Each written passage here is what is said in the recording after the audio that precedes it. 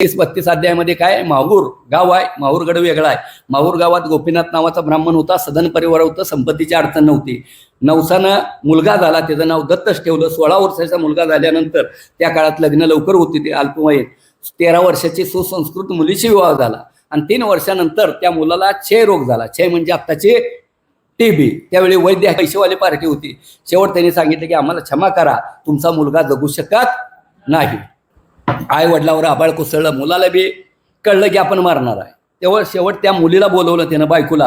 हे 19 वर्षाचा आणि मुलगी 16 वर्षाची. विचार करा. आणि त्या मुलीचं चरित्र सगळ्यांनी वाचा. भक्ती मार्गात विश्वास कसा शिकायचा ठेवायचा त्या मुलीकडं शिका. मी शिकवत नाही, त्या मुलीकडं शिका.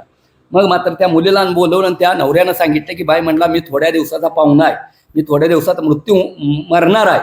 तुला पाहिजे असेल तर तू दुसरा विवाह करायचा असेल तर करू शकतीस, नसेल तर तुझ्या आई वडिलाकडे तू जायची असलीस तर जाऊ शकतीस. एवढं बोलल्या पोरगी ती बेशुद्ध पडली. मग मात्र तिला पाणी मारून उठवलं. मग मात्र ती मुलगी बघा, त्या मुलीचं चरित्र अजून, ती आता किती वर्ष झालं, 700 वर्ष, पण तिचं नाव अजून निघते का नाही. तर तिनं म्हणले की तुमच्यासोबत माझा विवाह झाला आहे, तुमच्यासोबत मला काय व्हायच ते होऊ द्या, मी जे काय असेल ते भोगायला तयार आहे आणि मी तुमची सेवा करतो. मग मात्र ती नवऱ्याची सेवा करायला लागली काळजीनं. जसं दिवस जातील तसं तब्येत वेग होत गेली. थोड्याच दिवसानंतर कोणतर चांगली सांगणारी माणसं भेटते ती. काय लोकांनी तिला सांगितलं की बाय म्हणले, तुझ्या नवऱ्याला एवढा त्रास आहे तर तू एक वेळ गाणगापूरला घेऊन जा. तिथं स्वतः त्यावेळी नरसिंह सरस्वती स्वामी महाराज होते आपले आणि ते शारीरिक व्याधीतनं दूर करते म्हणले. त्या मुलीला एक आशेचं किरण दिसलं. आता तुम्ही आलाय का नाही मोरात चांगलं म्हणून, तसं त्या मुलीला एक आशेचं किरण दिसलं आणि तिनं सासू सासऱ्यांना विचारलं, मी ह्यांना गाणगापूरला नेऊ का. त्यांना माहीत होतं आपला मुलगा अल्पायुष्य आहे, ही एवढी त्यागीवरतीनं मुलगी राहिल्या, मुलीसारखीच तिने सांभाळली होती. बाळ नेजा म्हणले, मुलगा आपला मरणार आहे माहीत होतं. त्यावेळी ने म्हणजे काय, वडाप नव्हतं, वाहनं नव्हती. 700 वर्षाचा इतिहास काढून बघा. त्यावेळी डांबरी रोड होतं का, जंगल होतं. माहूर ते गाणगापूर 400 किलोमीटरचं अंतर आहे. टाकून बघा मॅप, 400 किलोमीटरचं, त्याच्यापेक्षा जास्त आहे. डोलीवाली माणसं होती. पेशंट न्यायचं म्हणले की डोली पेशंट बसवायची, ते वाहणारे माणसं असायची. त्यांना पैसे दिलं, मुलीला पैसे दिलं, तिच्यासोबत आणि 2 माणसं पाठवली आणि ते डोली 400 किलोमीटर माहूरगड ते गाणगापूर 400 किलोमीटरचा कितीतरी मुक्काम करत करत ती पोचली असेल का नाही, पोचली गाणगापुरात. आणि मंदिर पुढं दिसतंय म्हटल्यावर नवऱ्याला डोलीतनं काढला आणि चालवत न्यायला लागली. आणि मध्यभागी गेल्या गेल्या नवरा धाड दिशे कोसळला म्हणजे मेला. काय त्या मुलीवर प्रसंग कोसळला असेल बघा. वाटत जर मेला असतं तर एवढं दुःख झालं, पण देवळाच्या पुढं मेल्यामुळं त्यानं जो आक्रोश केला, सगळं गाणगापूर गाव गोळा झालं. परीपरीनं समजून सांगायला लागली.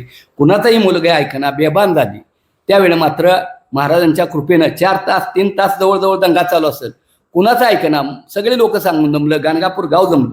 त्यानंतर मात्र महाराजांच्या कृपेने एक संन्यासी तिथं आला आणि त्या मुलीला तत्वबोध करून सांगितलं की बाळ म्हणले, हा मृत्यू लोक आहे, तिथं देवाधिकाने देह सोडलाय का नाही.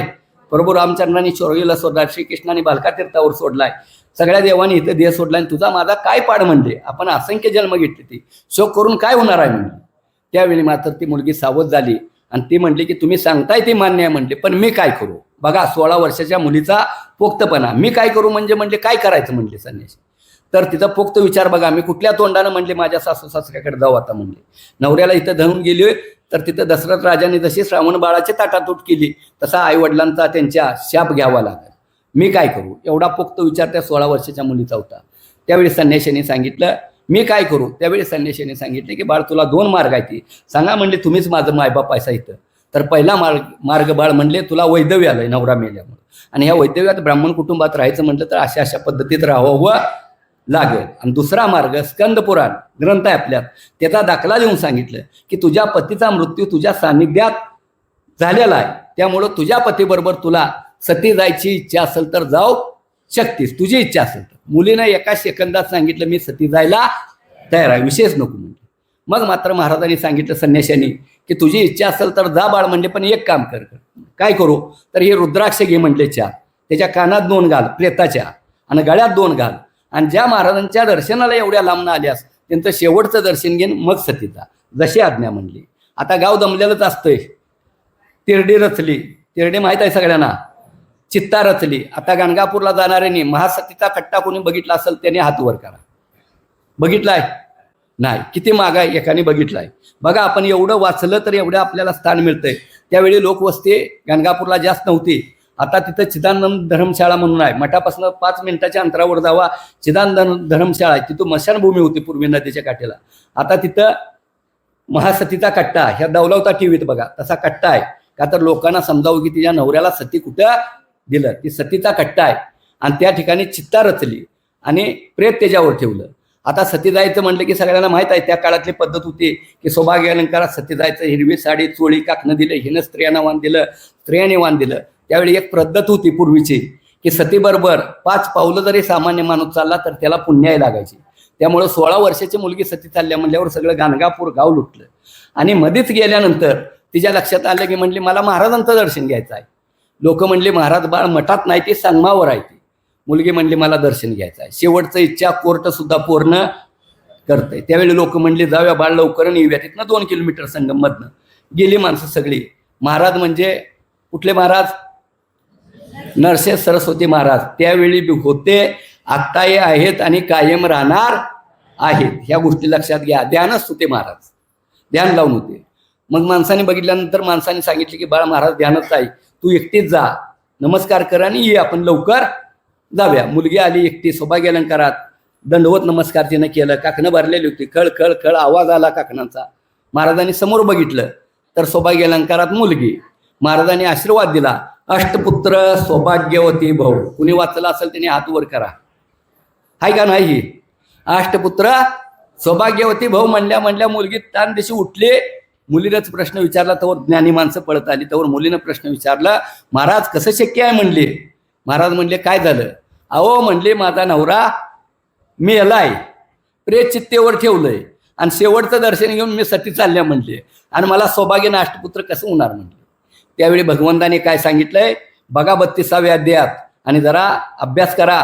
माझ्या मुखातनं गेलेला शब्द कधी हे खोटा होणार नाही. तो त्या ईश्वराला खरा करावा लागल. वर वर बोट दावलं पण ईश्वर स्वतः होतं. घेऊन या म्हणले प्रेत. कार्यकर्त्याची काय कमी असेल का? त्यावेळी असतील का नाही? थोडी पळत गेली ती, डासळलं लागतं बिकते काय नाही, तेरडी पळवत आणली. ती काय मेलेलंच होतं. महाराजांनी सांगितलं की दोर तोडा, सुतळीने बांधलेलं असतंय. तोडलं. महाराजांच्या सेवेला ब्राह्मण कुटुंब होतं. त्यांना सांगितले की तीर्थ प्रोक्षण करा, तीर्थ शिंपडा. तीर्थ शिंपडलं तरी बी ते आहे तसंच. पुन्हा मात्र महाराजांनी नुसतं अमृत दृष्टीनं पायापासून डोक्यापर्यंत बघितल्या ती ताड दिशी उठून बसलं. बायको समोरच लाजायला लागलं, कपडे पांढरी. मला काय झालंय, असं काढलंय ही माणसं का जमली? ती काय झालं ह्याला सुद्धा माहीत नाही. त्या बिचारीनं बाजूला नेलं, कपडे बिपडे दिलं, समजून सांगितलं. आता मेलेलं प्रेत जिवंत केल्यावर काय विषय राहतो का? त्यावेळी मी ज्ञानी माणसं होती, तेवढा मी ज्ञानी म्हणतो का तर त्याच्यामुळं मला निष्ठा कळल्या. मी मग त्यामुळं ती आडवं म्हणत नाही. पण तो ज्ञानी होता. त्यानं प्रश्न केला महाराजांना. तो ज्ञानी होता पण तो महाराजांना देव मानत ही त्याची चुकी होती. पण असं नका, त्याच्या पद्धतीत त्यानं विचारलं, महाराज माझ्या एका प्रश्नाचं उत्तर द्या. देव होते, त्यांना काय अवघड नव्हतं. विचार म्हणले तर त्यानं काय प्रश्न विचारला गुरुचरित्रात बघा. महाराज हा मुलगा दिवसा मेलाय. ज्ञानी होता का ना याच्यावरनं विचार करा. हा मुलगा दिवसा मेलाय म्हणले. यानं आत्महत्या केलेली, याची हत्या झालेली, विधीच्या नियमाप्रमाणे हा मेलेला असताना तुम्ही ह्याला जिवंत कसा? म्हणजे तुम्ही देव आहे का? तुम्ही कोण? म्हणजे विधीला बदलणारं तुम्ही कोण आहात? ही त्याचा प्रश्न होता. त्यावेळी माऊली भगवंतानी काय सांगितलंय ही लक्ष द्या आणि ह्यातनं एक बोध घ्या 32व्या अध्यायातनं. प्रत्येकाला वाटतं आपल्याला की देवाच्या पुढे गेलं की देव माझ्याकडे बघतो, मी देवाकडे बघतो. वाटतं का नाही? वशिलानं जावा, पैसे देऊन जावा, दौडवत जावा, ढकलत जावा, गेलं की मला देवाचं दर्शन चांगलं झालं. असं दर्शन होत तर माऊली आपण देव कुठनं आपल्याकडे बघते हे कधी विचार केलाय का आयुष्यात कोणी? 32वा अध्याय वाचा. परमेश्वर कुठनं लक्ष ठेवते ती हे बघत जावा. महाराज त्या मुलीचे महाराजांची भेट कुठं झाली हो? जरा बोला. ह्याच्या आधी कुठं झाल्या का? हां.